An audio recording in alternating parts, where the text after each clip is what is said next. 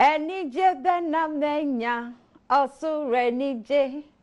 ahuto benamenya osura ahuto anyum dem kasa meto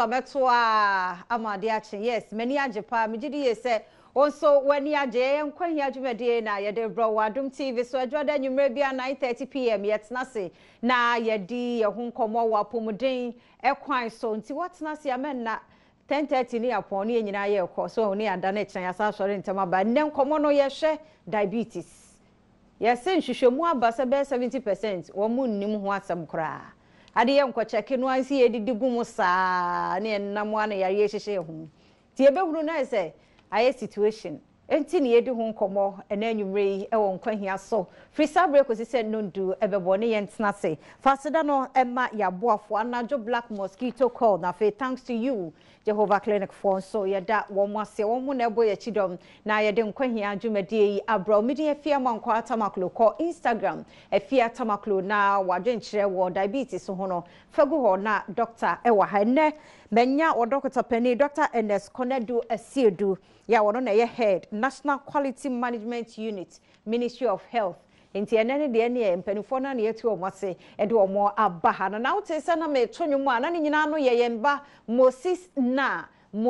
na sabre wa woni tia last week ye di nkomo free India den so ye bekọ ho fi so operation no nyame adom nam na doctor for so aye ama ye successful na so de wonim no operation bia de oye wie no sa na body no aye mrenti still momo mpaye ema ye bakuma Moses na sika no so no ye gibia sa aka ho se de mo ye ma ye de adu ho no asi esenya bi e ka ho tie mo akwa aba e de waba Nkwa Hia dwumadie yi so yenko twa ye homra ye bape e beto aso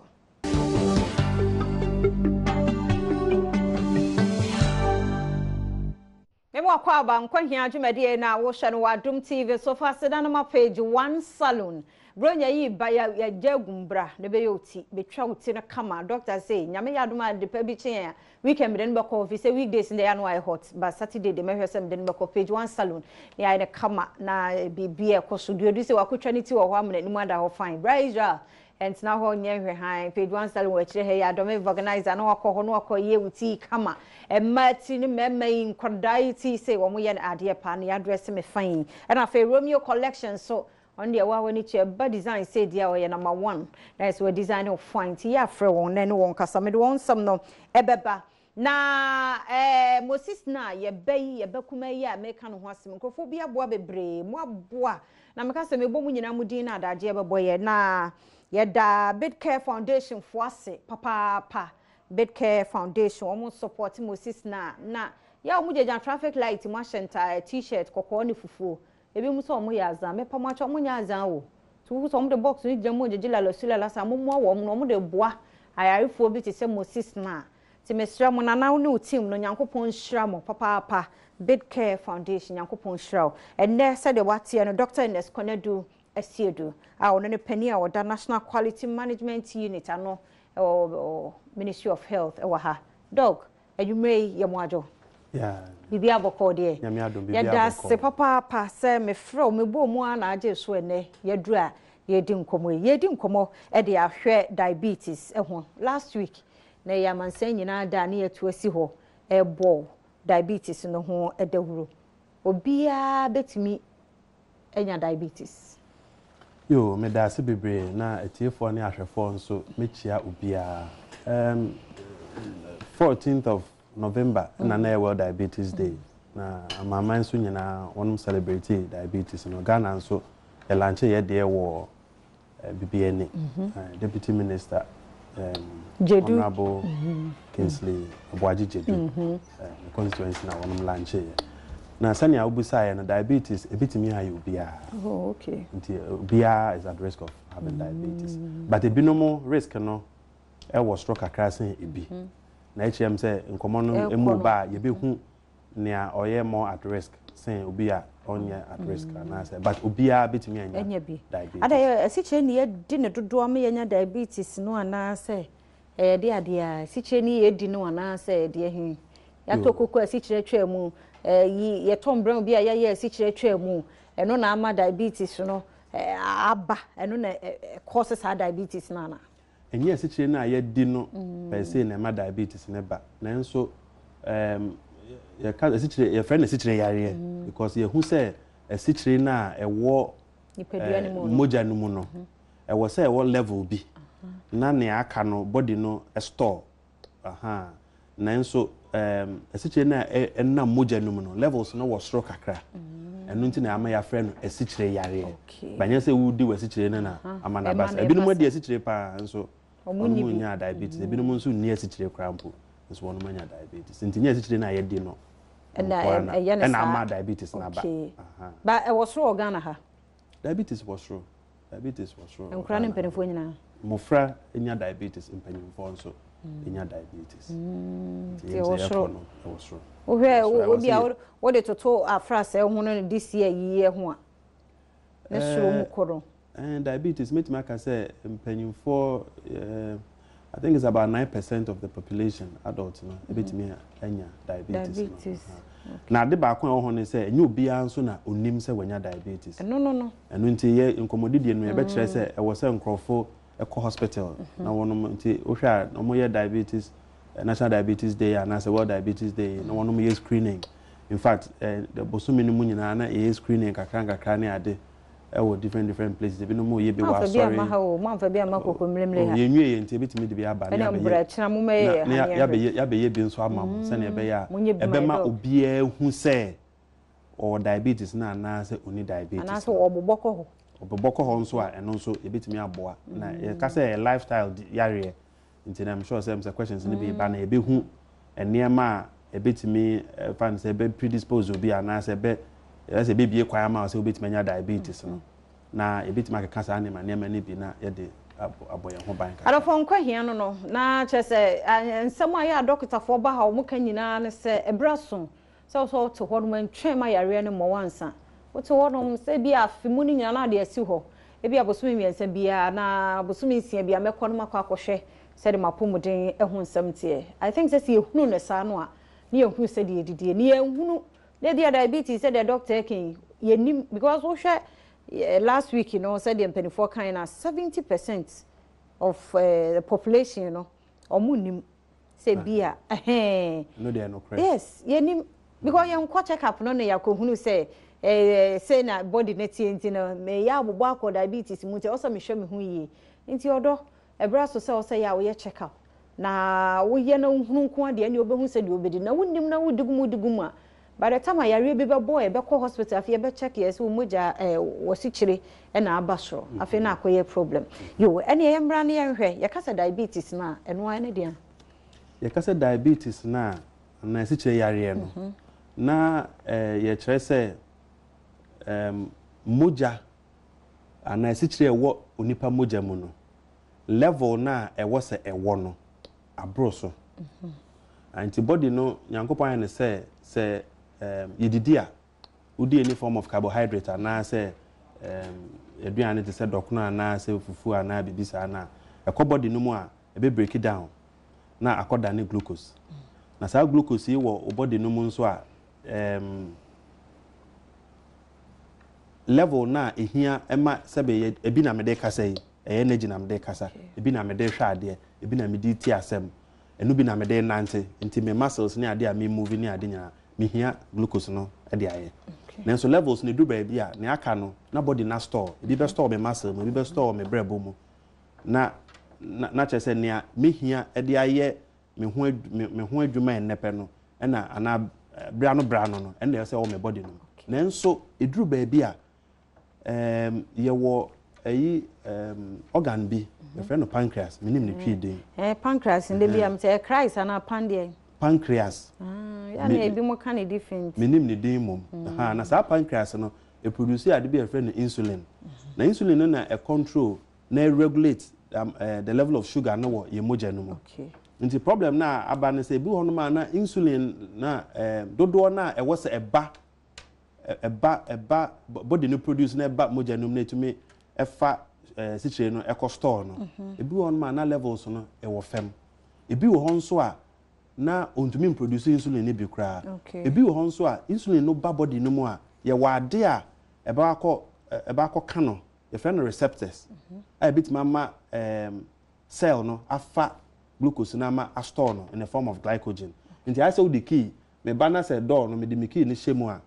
na say sa key ni pepepa me chimu a ebetimi abie ha nti no ne receptors no nti no eno na ema into memma esiche levels no emma fm endru baby a else regulating no nti no the two main ways na and say either say insulin na pancreas ni produce no produce kra ana say they produce no enya adequate ana say receptors no so a else insulin no bind to na bitimi afa glucose na store no so into memfa nti these are the ways are nti abema sugar na wostro and your friend no esiche yare ana say diabetes okay nti ene what kire ye me hunu de de banom ne ade adekura diabetes no anka setie nti e ba so no abede no wahunu me nam we ne bi wo me so me nko hospital nko check ya eniema be ne da die wo ni padua no mu am me hunu say ana obi hia obi a ono de bia wahunu pen hu obo ka say afia ade we ni we a me hunu se esiche ya de symptoms ne ye de a yo nti no symptoms ne de me mfi ase mfiri ebi wo kra symptoms bi ene ho bibia nna na di nti sisi a mete hwe a won so wa he se won ko check bi a ebia na sugar na wo soro kakra nso wunya nya symptoms bi ai okay so what you say eno ye ene di kan ebi wo ho nso a na afi wo benya symptoms no na wo ba benya symptoms na ni di kan ebi wo no ma kakra bia na nsu kom de no okay na ono nsuo Jom say we do pensio wa mfife tene kakra na pensio eno ne di kan nti se onu nsuo bebre nso a bi ho no ma nsuo no ko mu a ya se besen ko nti obehwe no bi na fe odwonso bebre ebinum krampo for example bi ono ya bofra kakra na se we ya oda ya se wadwonso egumpam na se ye mfihwem kakra na yehu so ebi nso ebi du echi kakra no eme ebinum nso tumi ye kese so ebi badodo na nso etumi fon pa to be so wa fon wa ha no bi kra be fe se bi a wanya yare bi a etumi mo ndi ni ade obi na so pa na ne so ate na fe ne so te na ne so te on se ye woni a se o se o so ate wa ye fan ne ye woni a wa fon so ho eno so oso betimi ate ama ese ne a wa fon kra je se ebi won so a nche na se wa bre ebi kakra na wa bre on se moja no mo frɛ na de frɛ diabetes de frɛ no hungry in the midst of plenty je say esiche no wo blood no mu nso body ni ntumi nyusu enya nyusu nti body no use e bia fat kakra ene protein kakra nti na ma real body na ma wa fon ni ade nti eno I say na ekwa ekire kakra nso nti eno ane these are some of the common things I will be hu nti se sia na de se opese hu say diabetes ebi be ba so and ebi ma so a advice ni nyina na say call the nearest hospital and health facility wono betimi a check am first you will random sugar wo ho ene your fasting blood sugar nti se see ye ti hey fan say ba be screening ni bi wa ha na say the be the glucometer na the test ni bi ba the see because you did the no nti no you test here be friend random blood sugar your level a e was e wo okay and as fan say udidi wi enche so a e be bro more than 11 say ya e was say unya fasting sugar for example ochina say obetimi akwa test ahwe na say ye hu say e bia bibi say about so ana bibi say about so na we hu ni obetimi aye afa ho is it the what can ye it happens to empenfo ene nkura nyina symptoms yi kakere symptoms yi betimi aye empenfo ne nkura nyina okay na ye wo in fact say ye be chemu de betimi akasa diabetes ye omu two types commonly okay ye wo a third one which is gestational diabetes but e bia na ebia na nya no na yebeka but ye wo juvenile diabetes and early onset diabetes na eno na kwese eno ye mofra no okay eno no panisa ana congenital diabetes eno se abofra ebia ya wo no ye wo na bia na amount of insulin no produce na nya adequate ana so produce bi kra ana se na receptors no mfa nti ono de oya abofra ye wo no na che se defect no e wo ho aha ene ye wo the second one na eno ye acquired ye wo no na bibia ye kama na first na ye sanso frɛ na adult and say late onset nso se ne ye wo nkura nketo a na e wo se nka ebia eye juvenile type na say congenital type na nso ebia wadi be say 8 years 9 years ebi kwa di be 7 nkura ne ade a na wa benya acquired one ne bi ne ye san ka ye mpanyimfo de no aha ni nyina ne say eye lifestyle disease nso ye frɛ no say a non communicable na a chronic disease and a lifestyle so even though we have other factors say be a genetic predisposition na ade but dodo na akoye say senior say ye nua ne die mu sedentary life we atete no obi so anopa a obenante no wakona afuom na wonum didi ebia wa afuom ansa no ma befi nti obi didi ebia be se 5 and 6 obetimi asan nante aba abene no sesie ya me no te hei ebia me free ha me do fie no se me ko adwuma ne so na ekom de mi o zuma ko do fie be 10:30 me ko du a na ekom de me ya no aduane so me yare aduane asi ho ama we ni asama ba nti ne me ne den nti ebia so me di wi so anwumere se ya mabre nam de akoda nti wo de sa kan kakra sa na che se wo accumulate a lot of fat in your body no ma that predisposes you to nti e kasa acquired ne lifestyle na these are the things I can want say and now for so sedentary life on say me fit me temana mete me be adwuma me ntumi nantemba and na me ntumi fa bicycle so me na ka me du na me hu nyina fifire eso se fa ne se me farmer bi a e bia mo bicycle me ntumi ride akọ me kwa makodo na ma ba fie nti me tena ka no mu a ma be drive ya fitama be duru adwuma na ma be tena se me si what sa bia ma nante na kakra bia me come director ho na me coach na ma 4 steps kakra na ma ba na bi wo kra dia say wo be to see what sa opa wa what say kra tena ka mu no sa ko duru fie wo be duru fie so na ade hasan ade san so a akomo so de wo wo be di ada wo ko hra no wanware kra the exercise ni ade nyina no we have lost out on these things nti na say kasa lifestyle na nka commonly nka exercise kakra ne aduane no say so aduane no so aba no so I said noko ni aduane de saa na che say ni nyina nye very healthy I say dey be fruits kakra ne vegetables ne ade no ni nyina aduane die mu no nyina say ho saa nti no nti friend a lifestyle disease especially for the acquired type. Tiado for the doctor baby awasa kan ye me dem me amigidi ye say Mr. Jodu phone no de beto ho no watie ni ye any lifestyle so I did the enum ni ade oba obetimi aka so woni di hwe so mo we bia drink bia okoto ayi bi no anom ni nyina say ye bia enu so ka ti me ye sure say ye dwuma mu afo no mema na tie titu ye ya na dwode no so for Israel drinks no bi go ho esi eja no that ye no so ho bo ni so ni di heavy bo benum drinks drinks ti ho no mo hwe ni ye why no nti diabetes e ho nkomo na ye die no na wo sara de ho ye mmobo no mu doctor utu omofo no no ka gumasum ye no mawu yo wu ase ye wawu na woche yesu ane ye ja na ja ye de adwene ye ho enti hye so se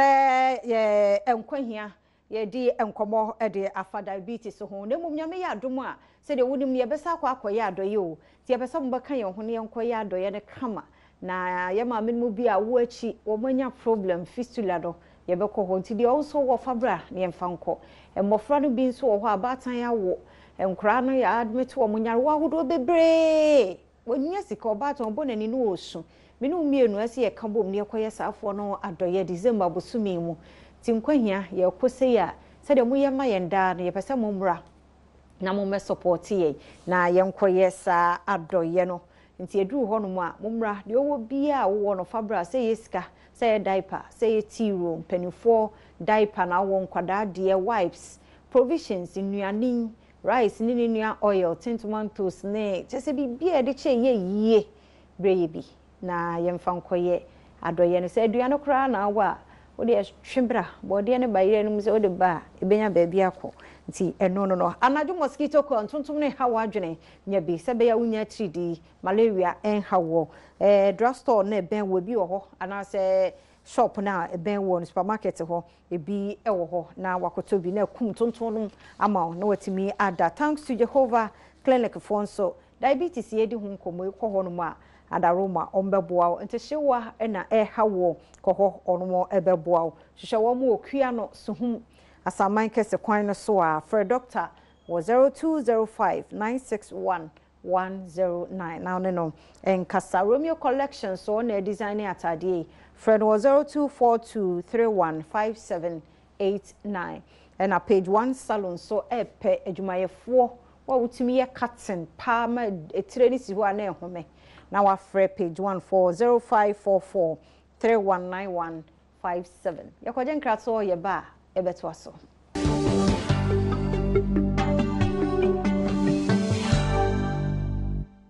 Yamwa kwa babiem de uba Nkwa Hia dwumade no so Reverend Kofi Anan wo takwa Odi ohwe bibia wa Adom TV Nyankopon hia papa pa nyame ya Adom a 23rd ye batakwa 22nd ye batakwa Reverend baby a odo ho akwhye no yu pie na e de ba ye beba ho ti Thursday we ya ye batakwa na Reverend wa make yourself available near you so enti diabetes ya hun komo na ye die ye ko India na ye ne owura kwasi ansa edin komo Moses na ne mama Felicia ene Mr. Nsa ai ho na womo ewo ya Moses die si ade Adom ni nti oba wan hia mu hu no ya yi ni nyina afiri ho amwasa de wo hu ho saa no pepepe ena Moses tie nti empire na na ehia si ebebo de ama no na ehile cry pro no die obibia ebekọ ti sabre ye wo owura kwasi ansa ewa homa no so ora kwasi ansa no pay ha se ye anwumre wo ha babom ho ya no pa ye mo akwa abade oba Nkwa Hia so ye da se papa pa ne na woche pepepe na ye no wodi enkomo from India o kire ye nse de Moses bibia ekone ada ye beye Ghana for pese ye hunu Nkwa Hia tiefo ahwefo pese o motie Moses operation no ono mo awie na etesen Yo, fiame da. Operation no, ya operation no ye operation no fiada. Fiada anopa ene de ne call theater. Enti enime ye de ba e ko di 10 hours e wo theater. Ye de ni pia na jo be 11. Enti ya operation no ye Moses fo atoro.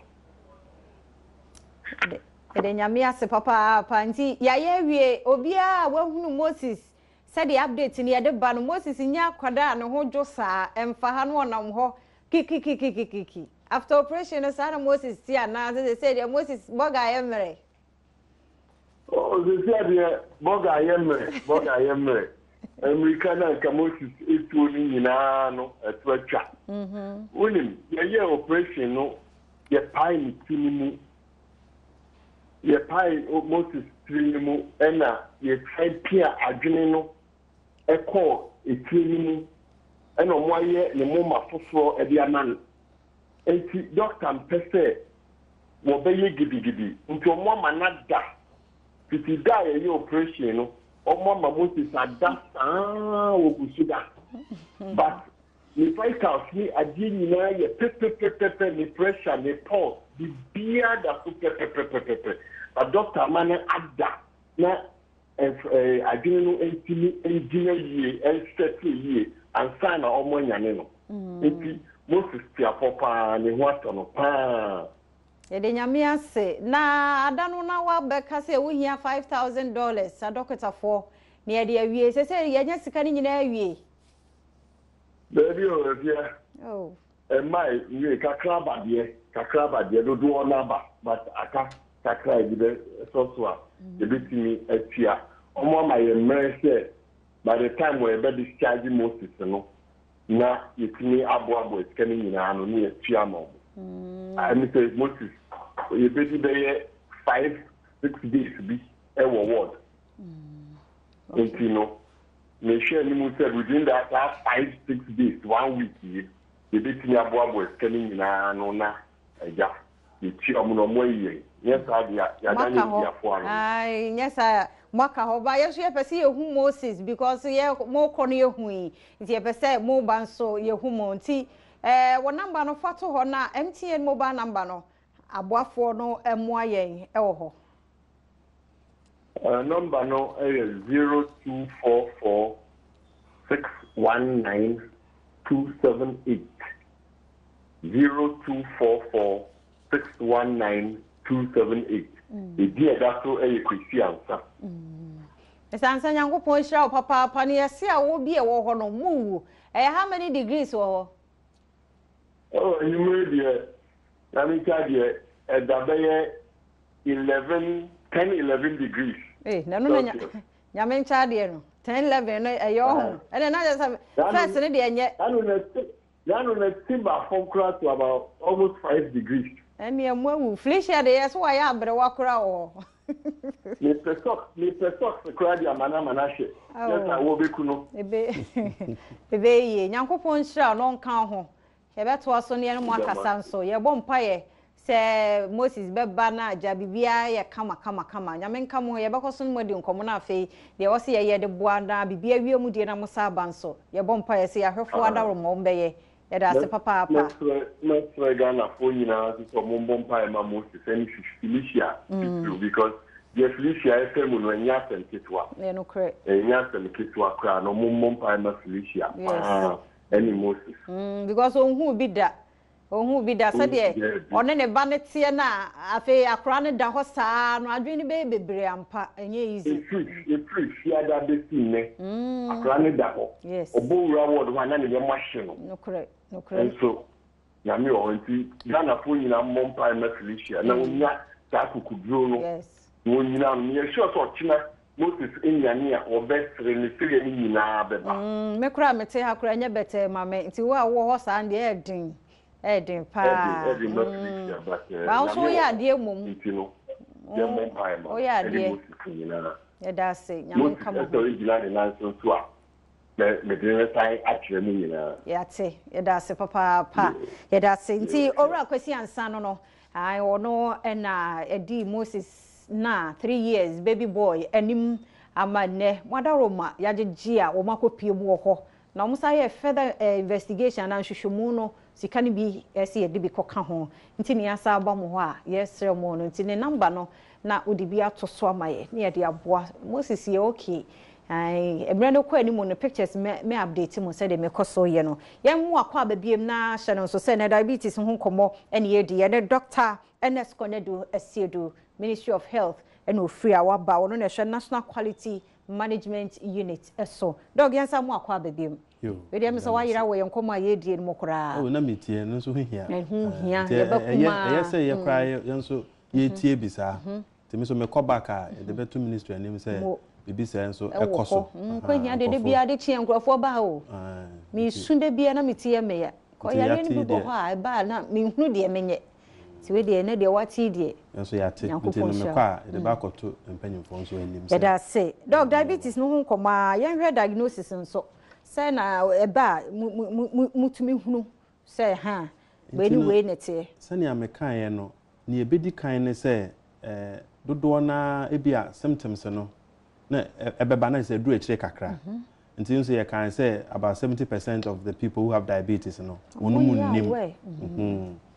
nti ni ebedi kan say e be diagnose diabetes na ni edi kan nso there are different levels of prevention. First one ne say education nti bia nse eti aye kan ho asemi no ye primary no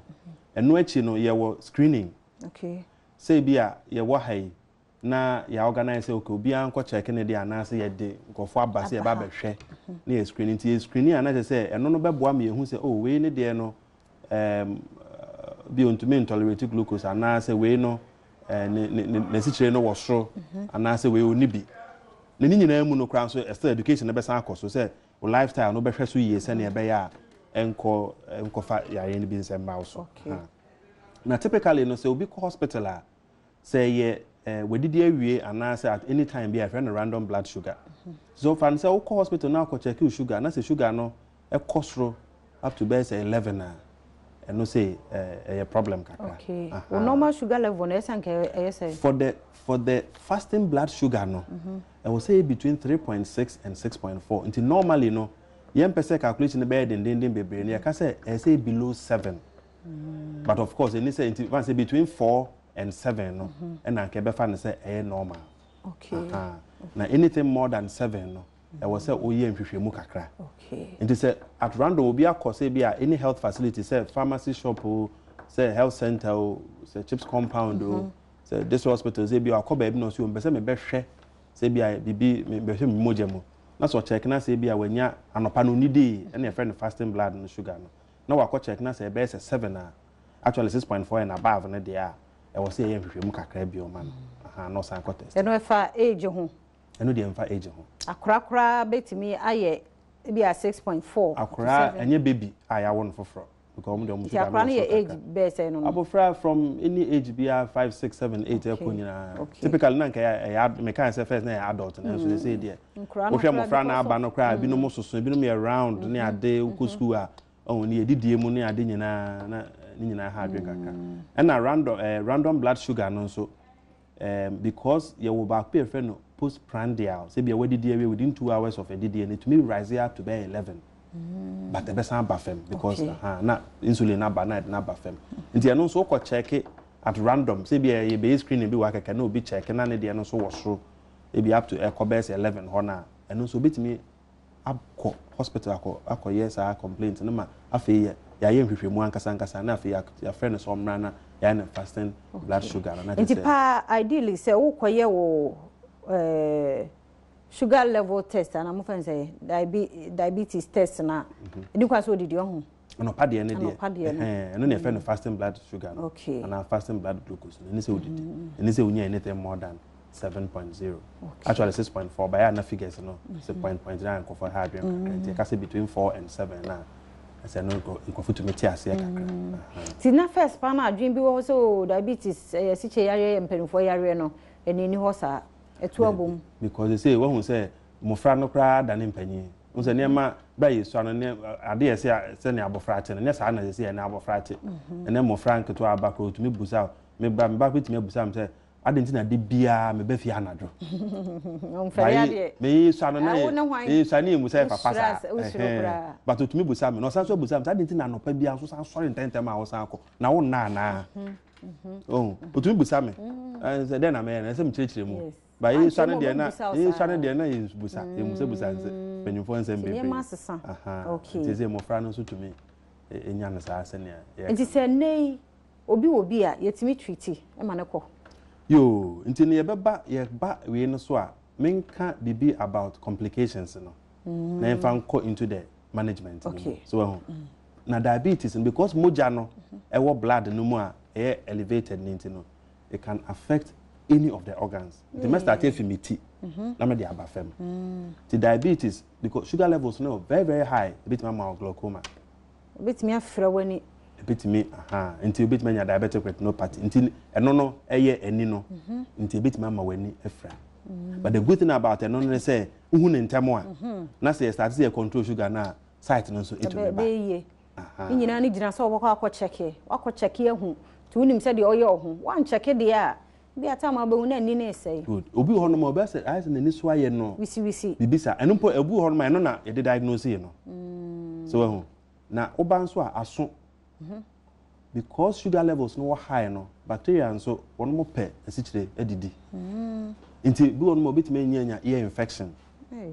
ear infection be brain so bitime ma waso nso asi ni akora nyina epanyi ni abofra nyina bitime nso ma waso asi nti eno nso benya problem with the ear afi ese o see ase aye the dead because blood no wo sugar no mu nti no eno so betimi amwanya dental problems so we na fe o ba fe bo nso a obeba betimi anya impact wo wakoma so betimi amwanya akoma yare because akoma no so eno so another complication of it so we betimi nso aha obrebo betimi aha o kidney. Commonly, a lot of people will get a friend saying kidney diseases and also diabetes and also account. Even though hypertension, chronic disease and as a non-communicable diseases. Now, all buffet kakra no so a bit means so, especially for a man also, a bit me about being your bear man so. Yes, it's a no one the mouth bear memoir. But no sooner me, I don't know control sugar and so. Bit my and the bit means so ama your free be peripheral neuropathy. Nerves na e wapano. It mean ma nerves na no e wuwu kakra. It fancy be a won sa no ana ona no. Bo no se ne sa no ye no fem no. Ana ne nine no kura won ti ana. Won ti ne ye. Ana ne nine ano sa no so won ti ne ye. Nti binum kura me bi a ye wo we. E so bi ti moto so. Na the nurse moto no say na moto no twa na ho sa. Onti.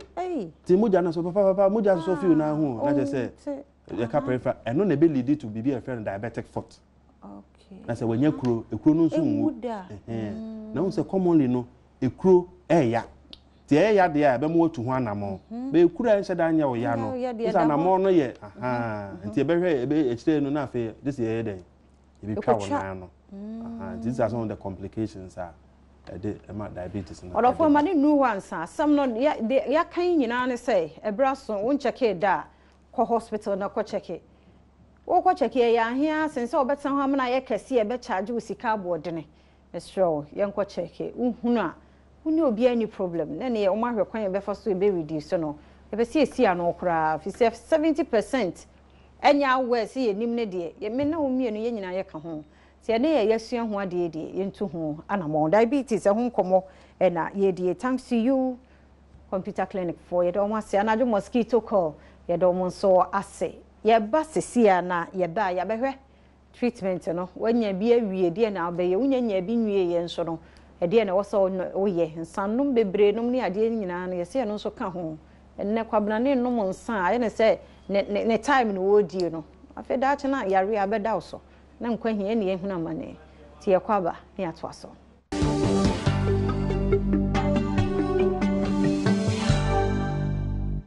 Yensamu akwaba na yenua be ma Maxwell Ofori o se wo suade pa yeda se papa se wo suade e de afri mo nti wonso migidi ye se wonso suade ni bia obetu ho na mo na mo manye se wutie na watie no akeke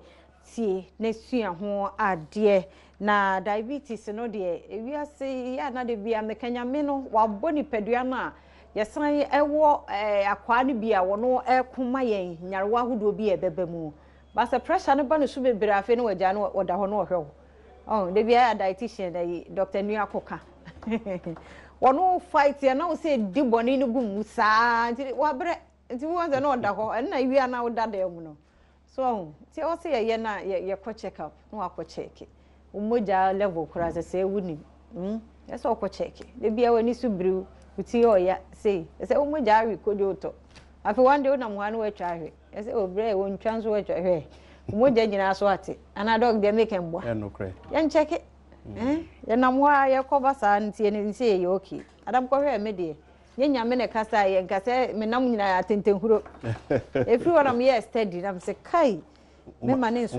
dabi eye ni dabi a me wura bia me nya chance ne pe check we ma me hwe sa na yo say obia nso to me obia ye yehu se ne situation te ko wanya wona mo fefefe ba sa na wo yare normal blood level SS so my car say ni say it drew 6 point between 3.6 and 6.4 for fasting sugar no sa na wo say na o blood no so na random no wo ho nti random ne de ni say bro more than 11 no because e bia no we did area say na wo na wo check here yo ya complications na anoden hu kakra se wan hwe no anye the last one kan etwa me yem ne se e be ye 9 de na anse kura tu na muda ahwa na etwa eno so mota etwa nipa no wo say if you are losing part of say yi body ni be afri hwa e wo say to me prepare wa adwen because obia ba o na mienu na fe betwa ba ko a nti ebi ho no ma nia etumi man krofo kura wu wo ho no nse wanti man prepare ne ho ye se betwa ne nan no na ye twa ne nan no kura ohun say yesu ano na say obi kura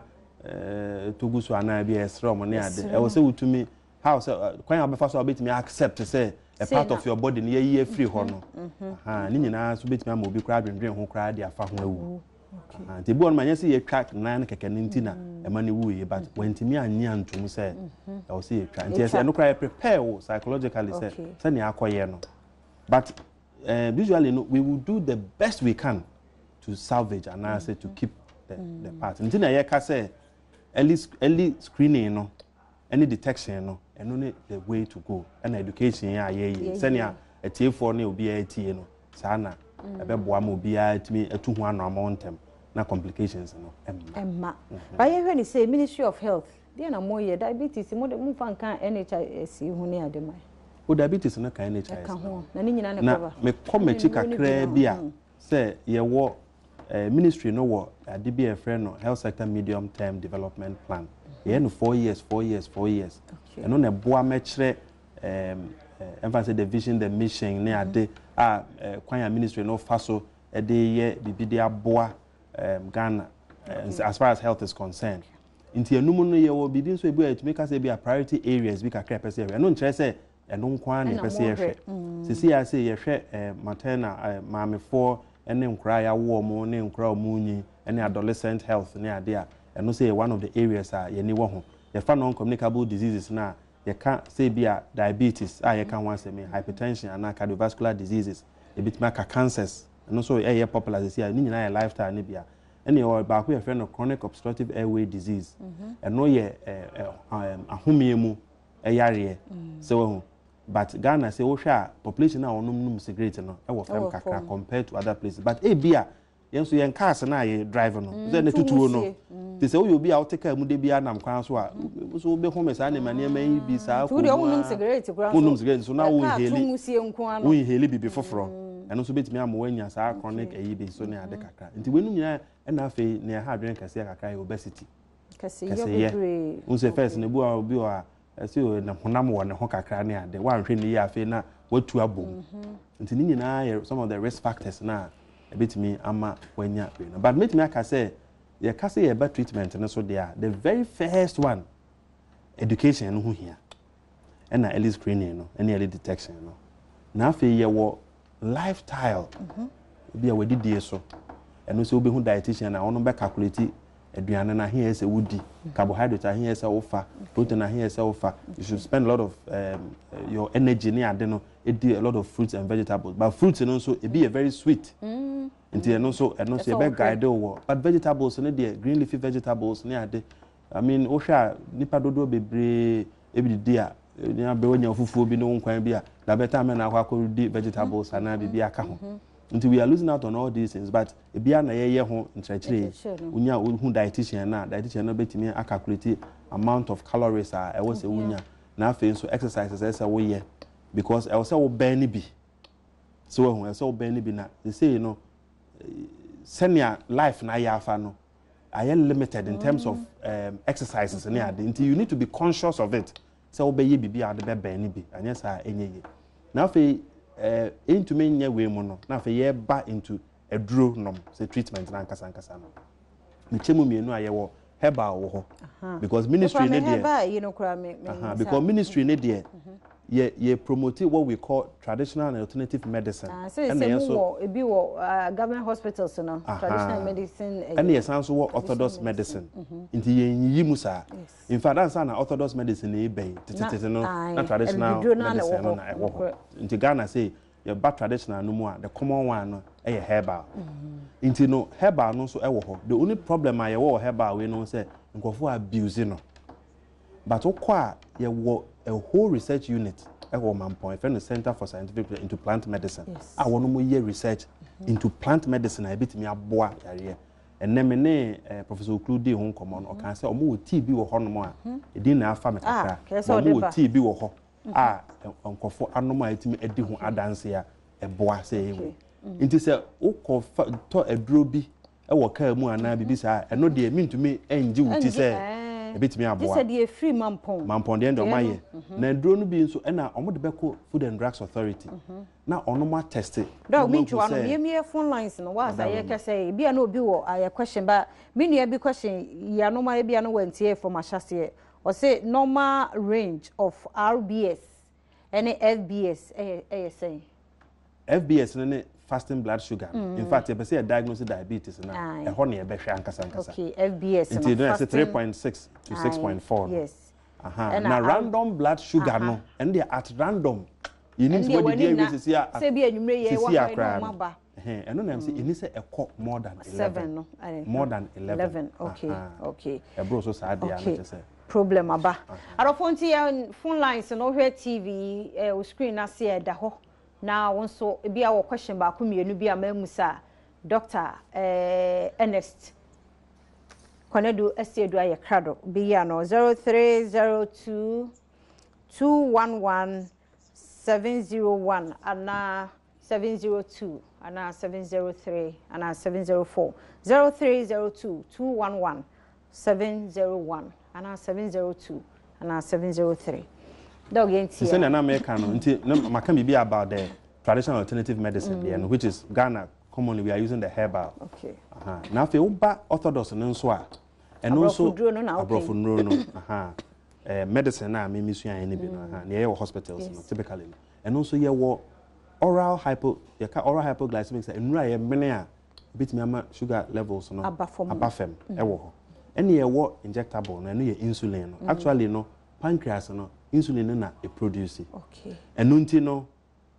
ebi wo a ye wo oral hypoglycemics na ebi boa ma stimulate ma insulin production no e ba kakra ene ebi wo ho nso a e boa ma receptors no nso e fa se na be insulin na e be ba no e bitimi attach to the receptors na ma receptors no ama cell na fa excess sugar no ama aforme e bia glycogen na ase bisa nti we mu nyina no hospital no na be kire nia e be boa o but we test na ye be hu nia e bitima boa so oral hypoglycemics na be start na ase insulin na be no mo a insulin na ye de be wo a eno de e pane de ha nti ni nyina wo ho saa ni nyina so kwa e be kire omu ni hu nia e be Dr. Bacho yemfa Kofi Adu ahoma so bra Kofi adwumre wote enka ye mo adwo do ba Nkwa Hia so ya eno papa fefi here nyumre Bacho anyumre the person bisa doctor ni me koko ko check me dia mi sugar na me koko check ye no na mo se me wo 710 na wa na me na mo se me pa na me na ho se me pa the person bisa doctor say no so ye dia no okay dog be ya no dia ma o ye da se papa pa koso ani tie ye nya ofofro nso wo ahoma no so leader out ye nka ye mo adwo do ba Nkwa Hia so you Bacho person bisa doctor say and then now we you Bacho person bisa say and then na so binya obinya diabetes and blood pressure so costro so obinya diabetes and blood pressure so costro Bacho okay dog be ya no de amount ye da say me sure say doctor jot point no ngwa so uremfi Ken David nso ahoma no so Ken anwumre ya mo adwo ba Nkwa Hia so odi ni wo frefri hia anwumre so me dey Ken David me kasa fere buani abantre